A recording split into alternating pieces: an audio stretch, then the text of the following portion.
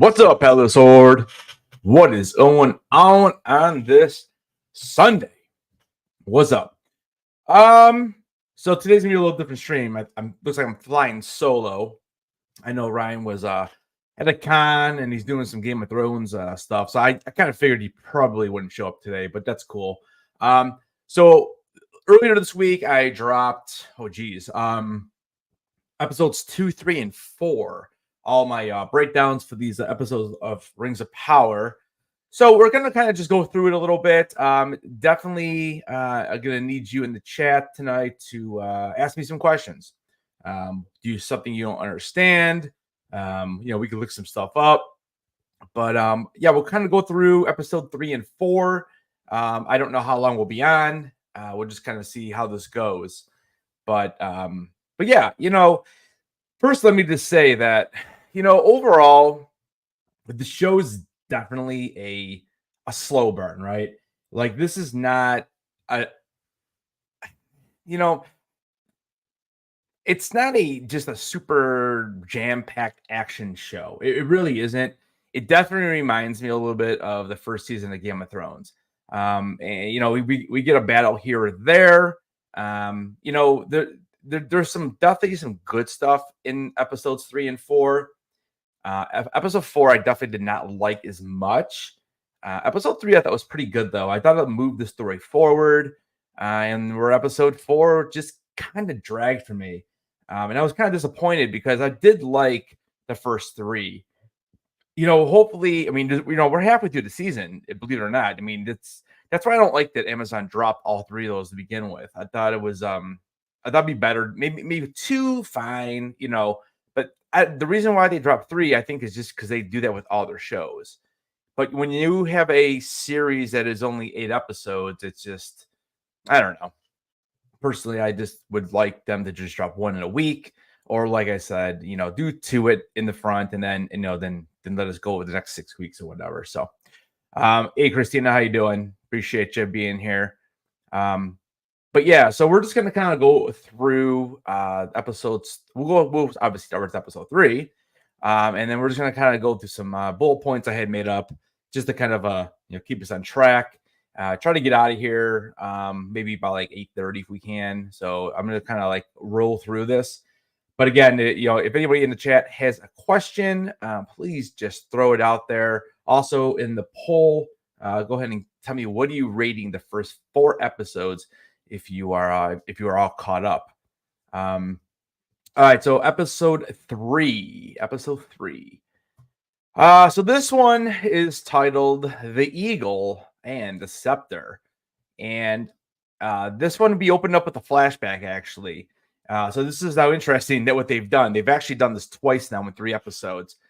They've kind of given us a flashback, and this is if you don't remember, at the end of the first season, um, Ilsador has been captured, or so he was presumed dead, I guess, actually, by his father, Elendil.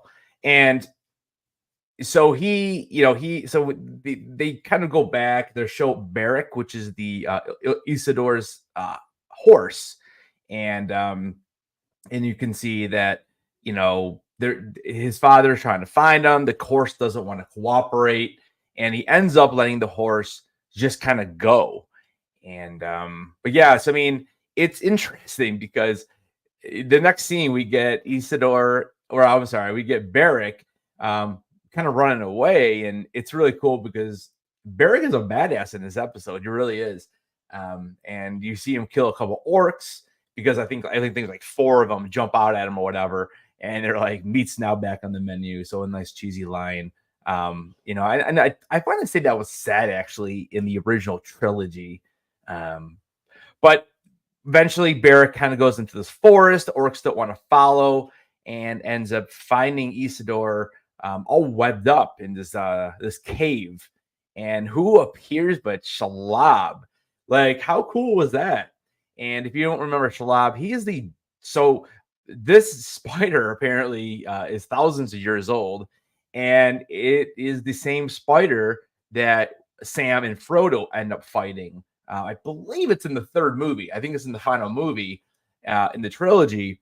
And Frodo's running from her, and the Sam is the one who actually takes him down.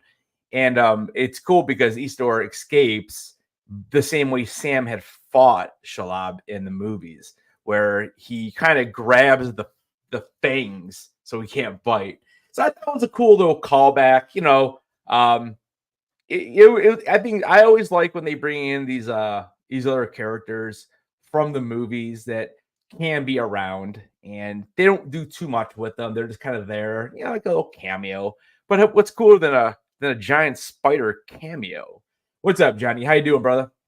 How you doing, man? But yeah, so Isidore gets out of there with Barrack, and so again, it was an interesting little opening sequence. And again, I think they're just trying to show, because remember, this is the first time we've seen him this season, and I think they're just trying to remind people what happened, and that he is not dead. Although Elendil and Elendil's daughter, so that'd be Isidore's sister, Ariane, they are both kind of grieving because they think he is gone. I mean, again, as a viewer, we know that Isidore is not dead, because he does play a very, very important role. In as we see in the beginning of the first movie. So, what's up, Bumpy? How you doing, brother? Yeah, dude. I mean, I think episode 3 was really good. I kind of said at the start, I really think that this episode really, really moved the plot forward. And I think for me, it was probably my favorite episode of the year so far, or the season so far. I did enjoy the first episode as well, though. But I think this one was really good, and a lot happens. But again, when we bring back characters we haven't seen in season 2, that's going to happen, obviously. Hey, Johnny, how you doing, man? Good to see you, brother. But yeah, so we kind of head back then to Numenor. So we see them grieving and all that kind of stuff. And then we find out the Queen Miro, and so the king has died. And Queen Miro, if you don't remember, she was over in the Southlands, and she ends up returning to Numenor because she ends up getting blinded. So right now she has no eyesight. And then Farazan is there with her at the king's funeral. And, so they're basically showing empathy as a grieving citizen, more or less. And so Miro and Farazan actually have a conversation where Farazan advises Miro to figure out what color dress she wants to wear. So she is actually taking over the leadership. It's like her coronation. Again, this all kind of happens over on that Numenor time when they're back over there. But so he's trying to convince her to go with red because the king always wore white, and Miro doesn't want to do that, and she ends up choosing white, more or less against what Farazan has said. And again, remember, Farazan and Miro, they're cousins, so that's the only relation they have. They're just cousins. Umpy says, I think the Harfoots are most like Jar Jar Binks, but you either love them or you hate them. Yeah. Listen, I'm glad the Harfoots, the whole group, was not in the season so far. But we'll talk more about that when we get to episode 4, because there's some stuff in there that I did not like at all. But so anyways, she does end up choosing white. And then we kind of keep going here. So Farazan has a meeting at one of these local pubs, I guess, and it's Arian, who is Isildur's brother or sister. Keeman, it's Kemen. I don't quite remember this character from season 1, to be completely honest with you. And then Lord Belzager, who has one maybe of the best lines in the show so far, later in this episode. But they are basically discussing Miro's ability to rule due to her blindness. Like, is she going to be able to do this? And during the conversation, Arian reveals that she had found the plantar, or I can't remember how to exactly say that. But it's the big crystal ball, basically, that she finds in season 1 in the Old King's chambers. And if you remember, Muriel uses this to see the destruction of Numenor, and that's like early in season 1 when all that happens. So, anyways, they have that conversation, and then what's his face? What did I say? Lord Belzanger. He has like a great line. He says, and of course now I can't remember exactly what it is. I should have probably brought it up. But basically, he's talking about how after the conversation, he's basically like, let's have another drink. It was a funny line the way it was put in there. Let's see. You know what? I forgot. Right before that conversation ends, I forgot this part. Isildur's buddy or friend, Valandil, he comes over and he kind of interrupts his meeting, and because he is a big believer in Miro, and he's defending her, and he kind of condemns the group for plotting against her, and it kind of gets actually a little bit uncomfortable, because again, he's the one who tells them that, listen, the queen was injured because she was trying to save Isildur, and he basically shames, more or less, Arian, because she is all against her, and if it wasn't for Miro, Isildur might really be dead. Granted, again, they don't know this. They still think he is dead, and obviously they'll find out at some point. So I thought it was an interesting conversation. I thought it was pretty funny, but it was also ended up being a pretty serious conversation. It really did. Let's see, where are we at? So we kind of pop in with Adar. We see him. He's kind of addressing the orcs. He's stating that they can never be safe with Sauron. And again, we talked a little bit about this last week. Remember, Sauron and Adar were both kind of like leaders under Morgoth, and they just never got along. And then we saw what happened in episode 1, I think. We saw like the kind of like the beginning of their like big differences, because Sauron ended up Adar ended up turning on Sauron, and he thought he killed him. And then we obviously find out that he didn't die like that. Again, he's not a mortal, so you can't just like stab him, because that's basically what he's trying to do. Let's see. We head over to Celebrimbor, and he's over there, and I think it's Aragon, and he is now meeting with Durin and Disa, and they're talking about a way to create rings for the dwarves. And Celebrimbor, he wants them to have these rings. He's trying to explain to them how important these are and how powerful they can be. But again, he needs the mithril. So part of the deal is they will make them the rings, but they need to have a regular supply of mithril being delivered there to the Elven village. And the other thing is too, Durin, he's a little hesitant, and he's really hesitant because he meets Anatar. So remember, we saw Anatar at the end of episode 2, and that is the form that Sauron is now in. And Durin is very, very skeptical on this. He doesn't know who he is. He asks him all these questions, and Anatar basically just kind of like puts him to the side and doesn't really answer. And then Celebrimbor actually defends Anatar. So this really, really makes me believe that Anatar already has, or Sauron, if you will, already has some type of power or something on Celebrimbor. Like, I don't know if it's a mind control type thing, but there's something there because Celebrimbor was very, very defensive on Anatar, and like they literally just met like 5 minutes ago. I mean more than 5 minutes ago, but you know what I'm saying. So it's a very interesting dynamic what they're doing. I feel like Celebrimbor might be in some trouble here. Sooner rather than later.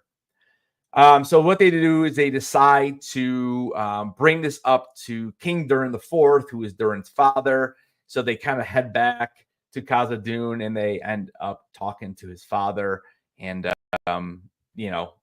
we see when they get there that he think it's weird because some of it's like, is he being honest? And I'm talking about Durin the son, because they end up really playing it up like where he's saying he's sorry, he knows he was wrong, but in the back of his mind, I wonder if he's just saying what his father wants to hear. And I don't know if they'll address this later down the road or not, but I kind of was getting that, even though I thought it was pretty emotional. I thought both actors did a really good job here, and he ends up, telling him his father about the proposal from the elves, and Durin the Fourth doesn't really seem like he's all that much interested in this, but again, the important thing here is that it was brought up to him, and Durin did apologize to his father because again, remember, he stripped him of all his titles and everything else. We also see Anatar. He is clearly lying to Celebrimbor. He claims that Gil-galad has forbidden more rings, pushing Celebrimbor to act more quickly. So he definitely did not forbid more rings. He didn't actually say anything. He's clearly lying. And again, this is why I think that he's manipulating him. And I'm talking about Celebrimbor. He's completely manipulating him. And I don't know if there's some type of that extra power or something that Sauron can do to take over him. I mean, obviously we saw this happen to Saruman in the original trilogy, so there's something going on. Then we head back over to Isildur, who again he's already escaped from this cave. He has his horse, he has Beric, and he ends up heading into like the dark marshes. And he encounters an overturned cart with a young wounded woman named Estrid. And Estrid was kind of hiding. Isildur didn't see her, and she says that she thought he was an orc because what happens is she ends up stabbing him like right in the thigh, like hey, I'm here. I mean, I don't know. It was a little bit odd, but it kind of got the two of them talking. They wrap up the wound pretty quickly and easily for a stab wound. I don't know. But it was just I think it was a way to introduce her.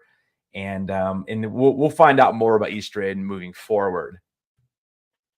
Next up, we see Arondir. And again, we have not really seen him. So we saw him very, very briefly in I think it was episode 2. and we see like what happened after the big battle in season 1. And if you remember Brown, she ended up getting shot up by an arrow, and he kind of was knocked out. And we see him being dragged away, and then we see her body being dragged away. Now, Brown does not look to be in good shape. She looks like she might actually be dead, but it happens pretty quickly. But I think we're supposed to assume that she may be dead, and and then that's basically all we get. We don't get too much more there in episode 2. So again, we come back to Arondir. He actually ends up saving Isildur and Estrid from an ambush, and he basically urges them to head to, I think the name of the area or a city, I'm not even sure what this is, but it's Peligir, and it's basically like just like an old Numenorian settlement. So I guess city, town, I don't know, whatever you want to think of it as. So he urges them to go there. But Arondir, okay, that's right. And then what happens is they go to attend Brown's funeral. So we then kind of get a little flashback scene, because we kind of go back to episode, I think it was last episode of season 1, because she does clearly get shot by the arrow. And because the actress basically does not want to come back for season 2, they end up just killing that character completely off, which I thought they should just recast, because I was pretty interested in that character, and I thought they were really going to be doing something with her, and they did nothing. I mean, now she's dead. So, but we still have Theo, Theo. So Theo has grown, because if you go back and watch the last episode of season 1, I mean, you can clearly tell that this kid is grown up and aged, and he's much, much taller now. But it is still Theo, the same actor. And Theo is, Theo is trying to get over the death of his mother. He's obviously very angry. He kind of tries to shy away from Arondir a little bit. And he actually takes a liking to Isildur, and he ends up telling him that he will help him rescue Beric. So Beric ended up getting recaptured by those Wildmen's camp earlier in the episode. So they're going to kind of go head off and try to, rescue the horse. At this point, Estrid is kind of left behind, and she's kind of by herself, right? And what we see is we see her take a knife, and she just kind of puts it in the flames. And, it's kind of like, oh, okay, I'm not sure what she's doing. And then she moves all her hair from her neck, and you can see there's the mark of Adar there. And she basically burns off the mark. So everyone's getting using knives today, and everyone's in this episode, and no one needs to see a doctor apparently. So that's fine, but it's just a little odd. But she ends up burning that off, and that's kind of where that part of the story for her ends in this episode. And then later on, we do see Isildur and Theo rescue Beric. And I would say the most important thing that happened here is that Theo ends up helping get Beric back, but then Theo gets captured, and we're not really sure from who or what. Again, there was some theories I threw out in my video. Earlier in the episode, we saw Adar talking to one of those huge trolls or giant, whatever you want to call them. I think they call them trolls, though. And you could tell when Theo gets captured, he kind of looks way up, like he's looking at something pretty big. So basically, that's kind of my theory on that, is that he probably got captured by a troll. Then we kind of head over to the last couple scenes here of the episode. And we're back in Numenor, and now we are seeing Muriel's coronation. And basically everything is kind of going fine. And all of a sudden then you hear the crowd getting a little angry. And they're basically saying, like, yo, you don't deserve it. And you shouldn't be the queen. And all these kind of comments. And she kind of ignores it. She hears it, kind of stops in her tracks, ignores it. And then the shocking part, which isn't really shocking, because we saw the conversation earlier in the episode, but we get to hear Elsodor's sister, again, this is Arian. She basically disrupts the entire ceremony by revealing that Miro had the planter or the palantir. I think it's called palantir, maybe. Again, the orb. She ends up she actually has the orb on her, and then she kind of rolls it on out there. And at this point, it's chaos, right? It's complete chaos. All the town folk have almost basically just turned on her at this point. And Farazan actually like seizes this moment, and with the chaos, he actually assumes the leadership of Numenor. He actually takes it, and in an absolutely gorgeous shot. Because again, this hall has like a big outdoor entrance, because it's up high with these waterfalls or whatever, or these mountains, and this huge sweeping eagle just comes in, and it's a pretty cool scene. And then Farazan ends up taking out his sword. I thought he was like, I was on the power of Grayskull. That's what it seemed like he was about to do. I'm like, let's go do it, man. So Farazan is her new leader, apparently. We don't really know yet, because episode 4, this whole plot isn't even touched, which again, we'll kind of get into that here when we start getting into episode 4. But and then finally, after all that, we get the final shot. There we go back to Aragon, and we see Anantar and Celebrimbor forging more rings, and you can see that Prince Durin, and Disa are all there, and they're bringing in a bunch of Mithril, and the king has now agreed to these rings. And that's the end of episode 3. That episode, I ended up rating a 3 out of 5.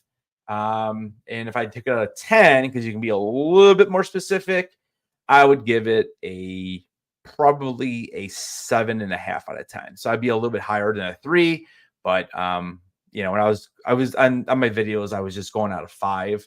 And but yeah, I would say it's like a 7.5 for me. Again, I think it was probably now that I'm thinking back, it's probably still my second favorite episode. I still like the first one better, but I do like this because we finally got to see some characters we never saw, and again, it just moves the plot forward for almost every single character. The only one we don't really get to see much of is Galadriel and Elrond. Actually, I don't even know if they're in that episode. I don't think they are.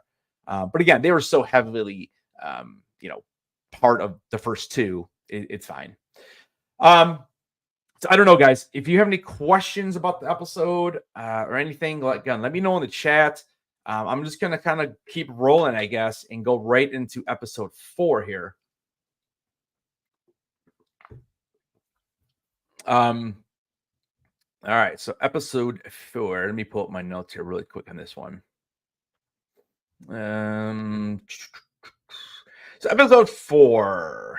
So episode 4 for me was it definitely was not as good of an episode. I personally think that this episode was the worst of the 4, and more or less because I just don't to watch a show like here's the thing about this show.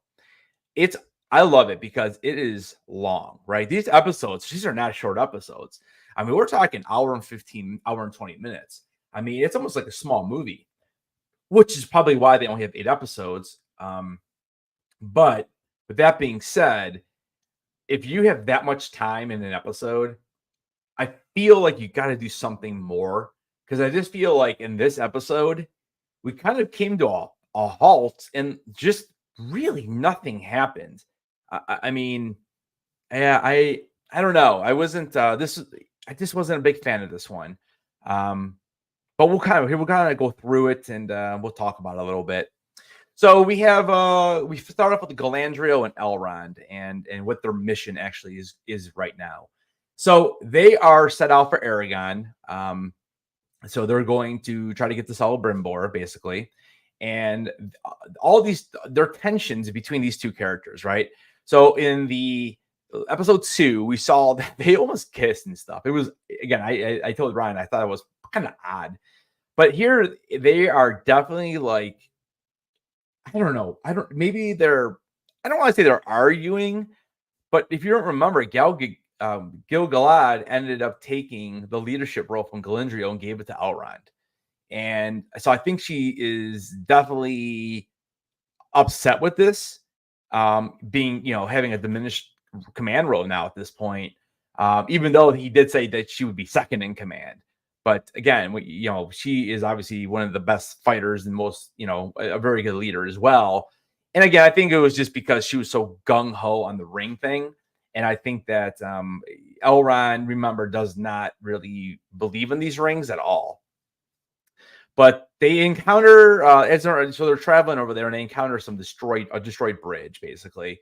And then they have to make a decision because they have to either take the north or take the south. And they end up taking the southern route. And because Galadriel's ring signals looming evil between friction between her and Elrond too. And that was another thing. We saw that kind of in the very beginning of the episode where she kind of was seeing visions. And that's what she's thinking the ring is telling her. There's some type of evil friction. Something doesn't seem right. But they end up taking the southern road and they continue. Then we ended up seeing, what's up, Kenneth? How you doing, brother? We ended up seeing the stranger. So welcome back to the stranger. They are still in the desert. He is now alone. He is now alone in what is called Ruin. And again, remember the whole purpose of the stranger storyline this season is that he and Nori, and then they were joined by Poppy. They are trying to get the Ruin, and he is trying to figure out a couple things. He's trying to figure out who he is and what his name is. So in the second episode, we see that they are being kind of like hunted by this dark wizard, and he sent out his these little minion guys after him, and he ended up doing some big spell that turned into like some big dust tornado or sand tornado or whatever you want to call it. And Nori and Poppy ended up kind of getting sucked away, and so he has no idea where these guys are now. And so he's kind of just walking along, and he all of a sudden he gets swallowed by a tree. It was a very, very interesting. It was an interesting scene. It was weird. I was like, "What?" So yeah, he got swallowed by a tree. It's in my last video. In my episode 4 breakdown. There's a great photo in there. But he definitely, it's weird. So as he gets sucked in, this other guy who has like a wizard hat on. He's got a nice long dark beard. And he kind of comes over and leans up against the tree, and before you know it, he drags out the stranger, and that was that. And he introduces himself as Tom Babaldil, and Babamdil, I think it is. And this character is apparently, and then I'm just going off what Ryan had told me last week. But I guess he is technically a character who is still alive during the Lord of the Rings movies. And they ended up cutting him from that. I don't know if it's because they just wanted Gandalf to be like the only wizard presence for the good or something. I don't know. We'll find out more about this character for sure, though. But I thought the introduction of him was pretty cool. He ends up saving the stranger. And they ended up just kind of going back, and he ends up telling them about a little bit about the Dark Wizard's alliance with Sauron. And he advises that the stranger is now there because he's the one to stop their plans. And, the stranger's kind of like taken for a little bit there. He still doesn't really know who he is. And, but yeah, the Tom Bombadil character was pretty cool. It was probably the best part of this episode. We then go to Nori and Poppy. So again, they're still stranded in the desert. They don't know where, they don't even know where the stranger is. And this now begins what I feel is the worst part of season 2. And so they meet this character named, I believe it's Merrimack, and he looks like a Harfoot or a Hobbit. And he says he's not either one of those, and he is what they call a Stor.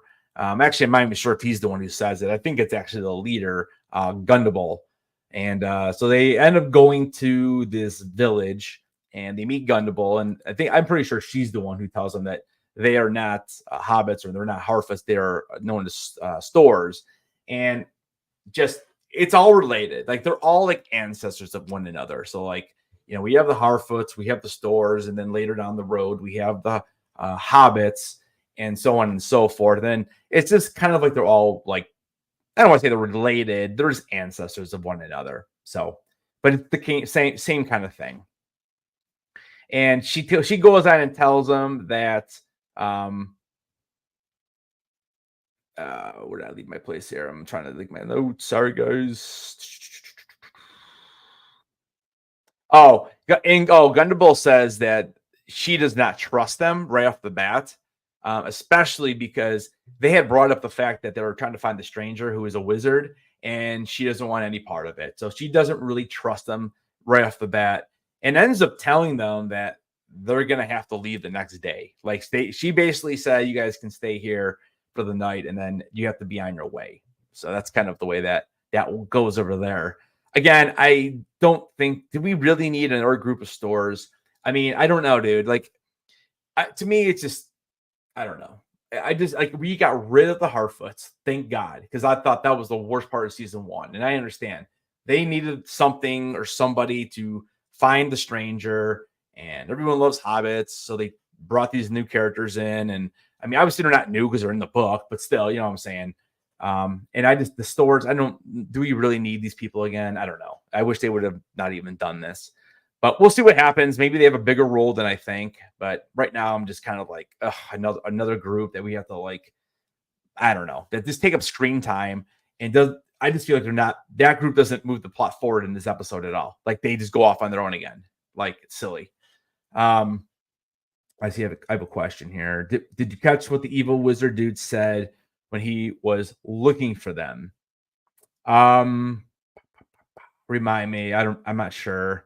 Let me know, and I can kind of address it. Because I don't remember the exact words. Are you talking about? Because I'm saying, okay, this is episode 4. Well, this is when the guy he sent out. I don't remember his name either. The guy he sent out. He just looks like he should be in Star Wars or something. But he was sent out. He came back and told them what happened, and the Dark Wizard was pissed, dude. He was pissed. I think he even goes and says that he'll just go take care of the stranger himself at one point. But yeah, let me know what he said, because I'm not sure.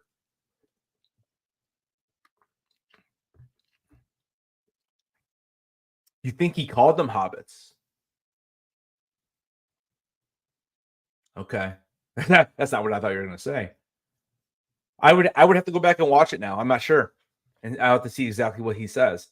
It's funny too, because I'm usually pretty good at that, because I watched the whole episode with the subtitles on. I'm surprised I didn't catch that. Yeah, I'll have to go back and watch it. I'm not sure. It's interesting though. I wonder why you said hobbits, because I didn't even think. I thought Ryan said last week that the hobbits aren't even, like, around right now. It's like the Harfoots and the Stores, and like the hobbits come down eventually. I don't know. That part I don't know, because again, I'm not so much into the lore. Like, I don't know if they were all around together. But let's see, where are we at? Oh, so yeah, let's head over to Galadriel and company. So they enter an area. Now, this was the coolest part of the episode. This was my favorite part. Again, visually, just absolutely. I mean, the whole episode is just amazing.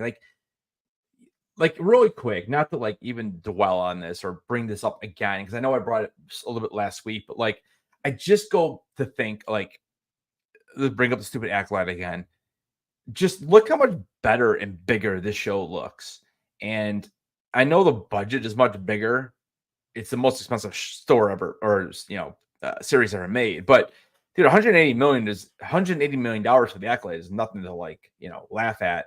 And I just feel like they were literally in like a sandbox in acolyte, when they're fighting, when they're talking. It was so small, and every single scene just seems like it's just huge. And that really is one of my favorite parts of the series. So I think it may be a correlation between them all, which is why this stuff is important. So are you saying that hobbits are in the timeline of Rings of Power? Like, they are somewhere out there in the Shire or whatever? Because I was under the impression that they weren't. But I mean, again, maybe I'm completely wrong on this.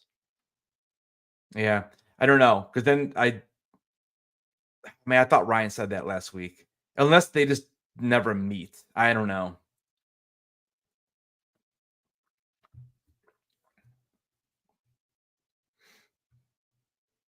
Oh yeah, I mean, yeah, that's exactly what the acolyte did. They're in front of a green screen the whole time, dude. But anyways, going back to Galadriel, they end up entering the Barrel Downs, and this is a an area where soldiers are buried, and they I guess they end up coming back to life, and they become what's called a barrel white. So these guys were cool. I mean, they were different colors and these, just spirits basically. And they try to fight them off, and they're like cutting them and slicing them, and they don't kill them. And then finally, they figure out that the only way you can really defeat these spirits is by you have to kill them with the actual sword that they were buried with, which I thought was kind of neat. I thought it was something different. Yes, they very ring wraithy vibes to me for me on this one. But I was okay with it. I thought it was a cool scene, and you know, it gives a little action because again, the show definitely needs a little more action. I think for the second half of the season because right now the whole 4 episodes was all nothing but setup and moving forward with these rings, trying to figure out who the stranger is. But after 4 episodes, we really don't have any answers to a lot of these bigger questions. Again, we already knew that Isidore was not going to be dead.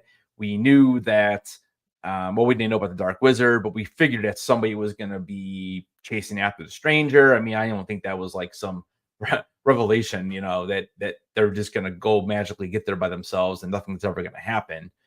But again, I think at this point, it's just, I don't know. It just seems like the plot is in this episode, at least, I feel like the plot just stuck in mud and it just didn't move anywhere. It really didn't.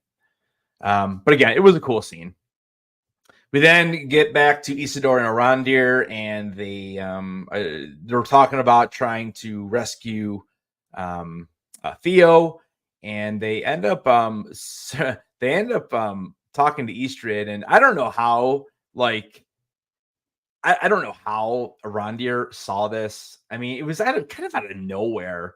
Yeah, I don't know if this dude's Matlock or I don't know what's going on here, but somehow he knew that Eastrid had the symbol on her back, and then she kind of spills the beans and basically says that, yeah, but I was never with them. And basically, she tried Isidore was not very happy with her over this. But they, again, I don't know if she's playing him or if she's really, trying to is a good person. I don't know. I'm a little bit torn on this Eastrid character right now. Um, but we'll see. I mean, because they definitely make it sound like they're gonna be hooking up, even though we do see I think it was this episode, yeah. Eastrid ends up finding like her like boyfriend or something. It and then Isidore kind of like takes a step back, and it was strange. I can't.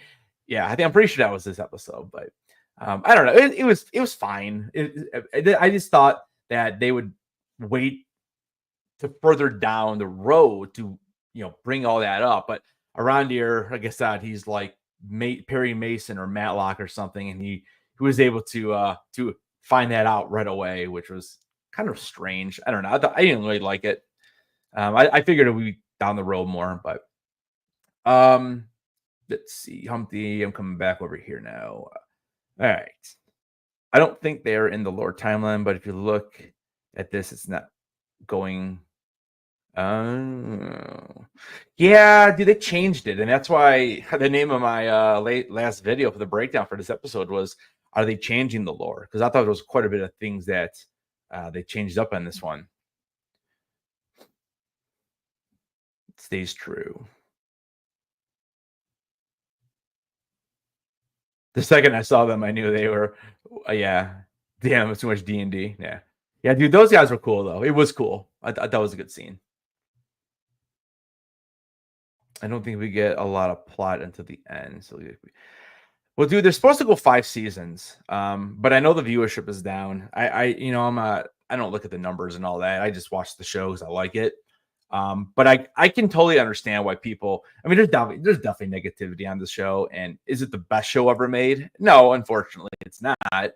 But I still think it's interesting enough to continue with, and I do like it. If I didn't like it, I wouldn't watch it. You know what I'm saying? I've quit plenty of shows, over the years, and like I'm not gonna quit. I just at this point, because we're halfway through the season, I just need more now. At this point, I just want more. Um, I don't know what I want because I don't know the story, but I'm good with the walking. Like we've been walking for 4 episodes. It's time to get there and do something now. And obviously they're not going to be killing Sauron. You know, they're not going to reveal who the Dark Wizard is. If they do, it wouldn't be to the end of this season, I don't think. I still think it's Sauron. That's just me. I still think the Stranger is Gandalf. I could be wrong on both. I could be right on both. I don't know. But I just feel like at this point, I'm not really sure where we're all headed to. Because it's not like we're going to have some big climatic finale where they're going to take on Sauron and win. Like we already know that's not going to happen. Now, at some point, Sauron's got to like turn into some type of spirit himself, though, because in the movies, in all 6 of the movies, he's a presence, but he's not a person or he's not a being. He is like a spirit. So I don't know if that's how this is all going to end, and this is how we see it happen with him becoming this greater being or whatever. But I don't know. I don't know. It's just it's getting drawn out where I didn't mind it in the first 3 episodes, but in this episode, I just feel like nothing really happened for the most part. People are expecting to follow lore to a T. Well, it's not going to. We know that. I mean, look at House of the Dragon. It's not even close at this point. Like they've changed so much on House of the Dragon. And again, I don't have a personal problem with it because I'm not in depth in love with all of the lore anyways with House of the Dragon because I don't know the whole story. And maybe if I did, maybe I would feel differently.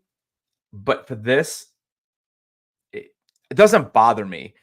In Star Wars, it bothers me because I know so much. And again, so maybe if I did know more, I guess it would.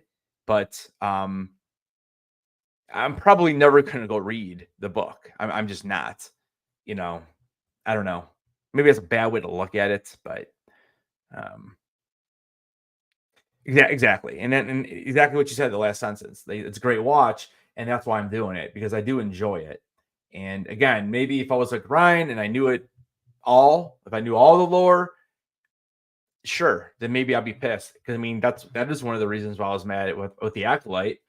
But it's because they're starting to retcon things, and I don't know if this is retconning. It maybe it's changing it, but they're like retconning like Anakin and the Acolyte, dude. Like, how do you retcon? Like, Anakin and Luke are Star Wars. Like, that is Star Wars.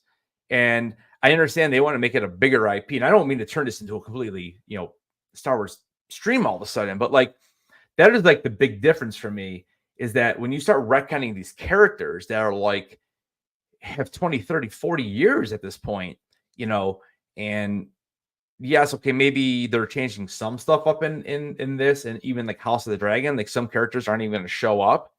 But how important was that character anyways? That's my thing. Like, is that character really that important? Or is he just like a minor character people like, and now they can give that role to somebody else because it's one less person you have to be introduced to. That's to me the big difference. But again, that's a question for Ryan too, for this. So I don't know. I can't complain when we grew. I can't complain when we got the giant spider. Yeah. Yep. Oh yeah, Ents. Yeah, we're about to talk about Ents right now. Actually, I think that's the next part I'm on. Yeah, I like the spider thing.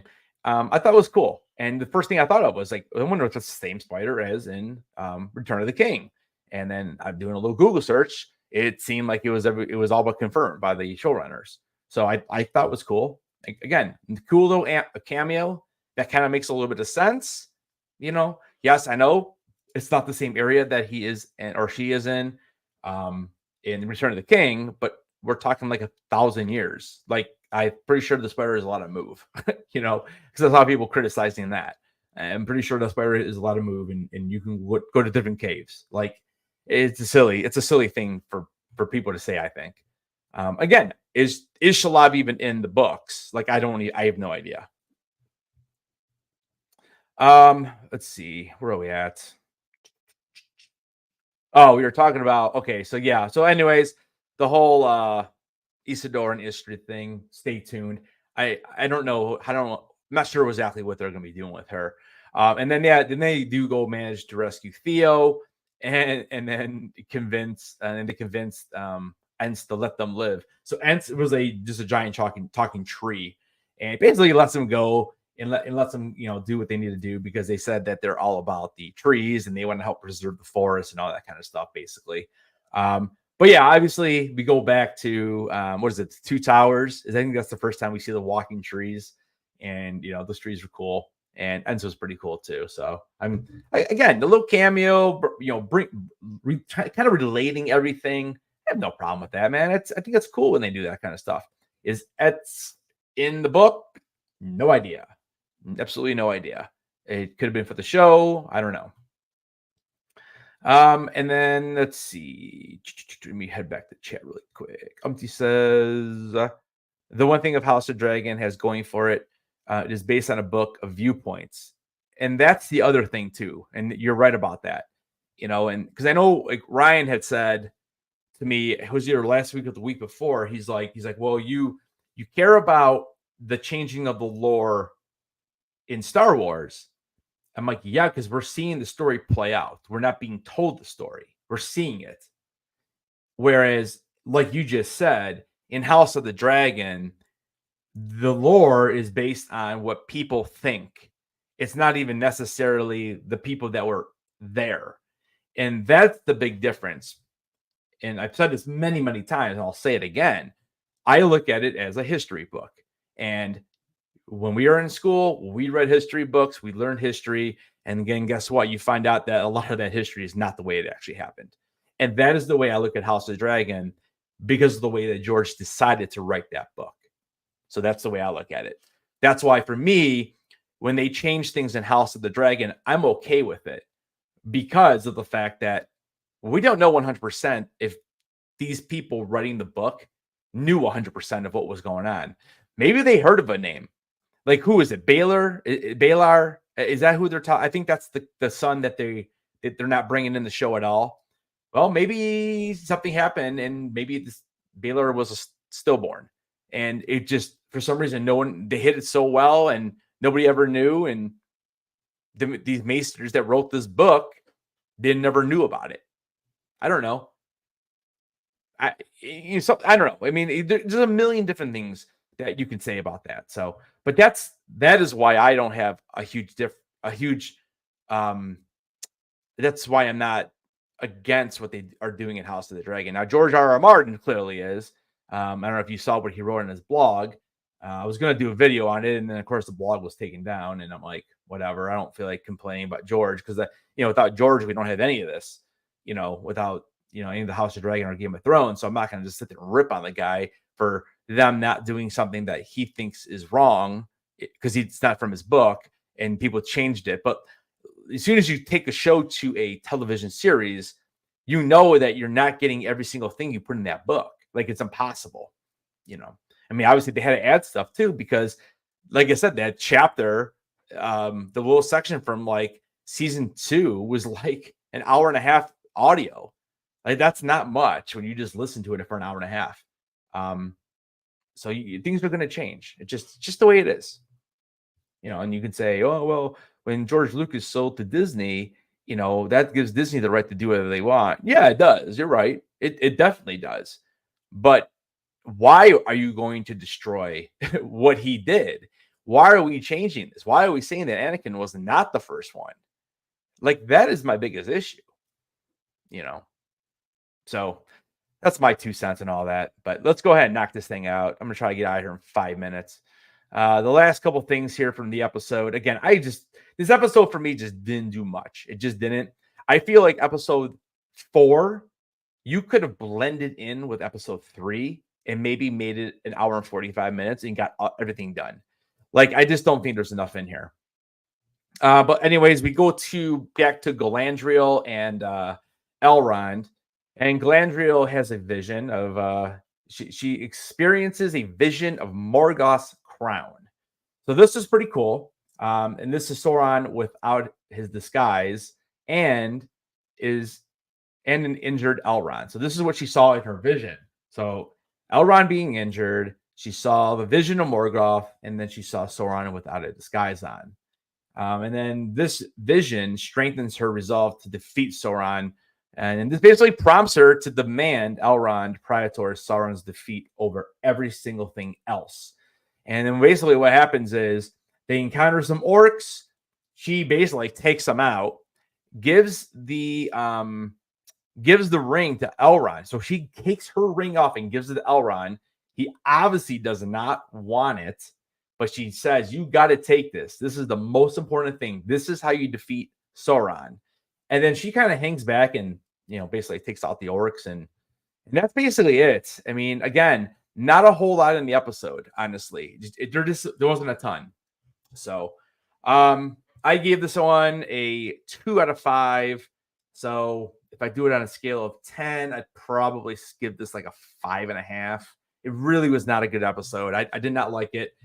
The best scene was probably the fighting of the whites or whatever. So, but beside that, yeah, I mean, so here, let me pull up what did you guys vote on for the grade for the show so far. Let's see. All right, we have 7 votes. 57% say A, and then we have so that's probably what, 5 votes or maybe 4 votes.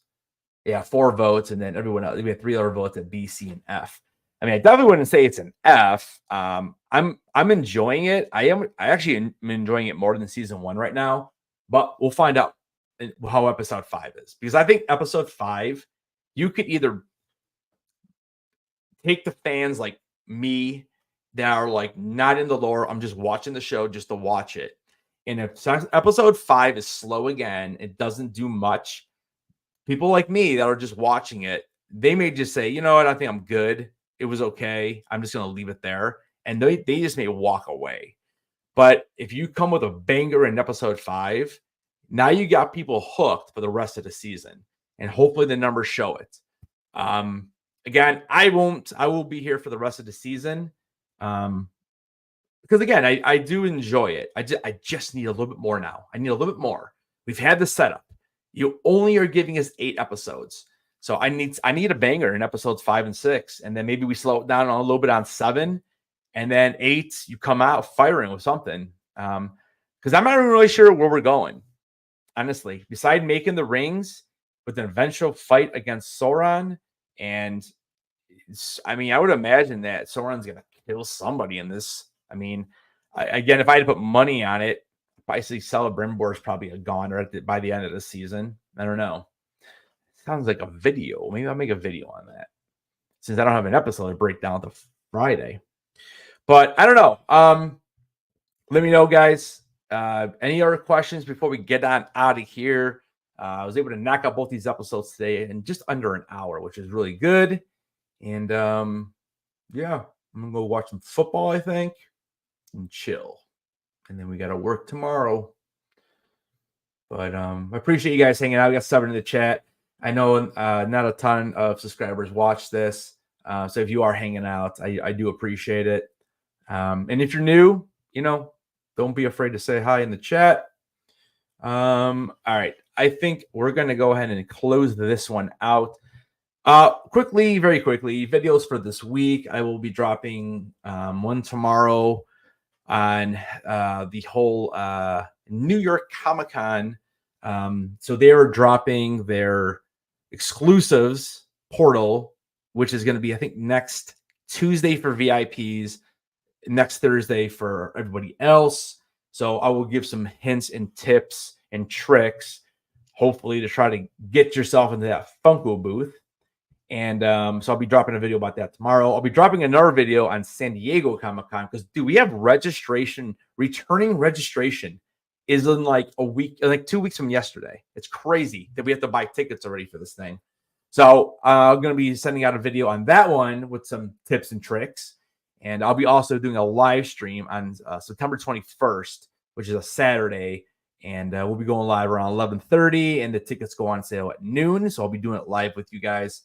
And so we'll be doing that on the 21st. And then obviously be back, the next, 4 Sundays in a row here, talking about Lord of the Rings, The Power of Rings is technically what it's called.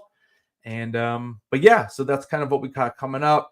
I don't know if I'm doing the NFT drop this week. I don't know. Cartoon Network, I don't really collect those. I'm probably going to skip on this one. And I'll wait maybe till that Alien one comes out because I think that Ripley one is pretty cool. Also, the Freddy is what is it? I think isn't Freddy got the beast coming out of his the alien coming out of his chest? I think that's what the royalty is for the Alien set. So I'll probably be doing that one though. But all right, well guys, thank you so much. Oh wait, I just saw there's something. I would have thought Martin would have final. Yeah, I mean, you would think. But again, if I don't know how it works. I don't know if it's HBO that approaches him. I don't know if it's he that goes to HBO and says, "Listen, we can do this, this, this." I don't know who makes the final choices in the grand scheme of things. I'd imagine it would be HBO or the showrunners, I guess, because it's their product and they're the ones who are adapting it. So I would imagine there's something that he's got to sign off on saying that he can't. I don't know. I really don't know how it works. I wish I did. I don't really know. Might be a good question for the AI. Go to ChatGPT and check it out. I bet you get an answer there. Maybe I will. Maybe I'll do that actually. So, alrighty, guys. Thank you so much. Don't forget to keep those heads on, and I'll see you guys in the next video.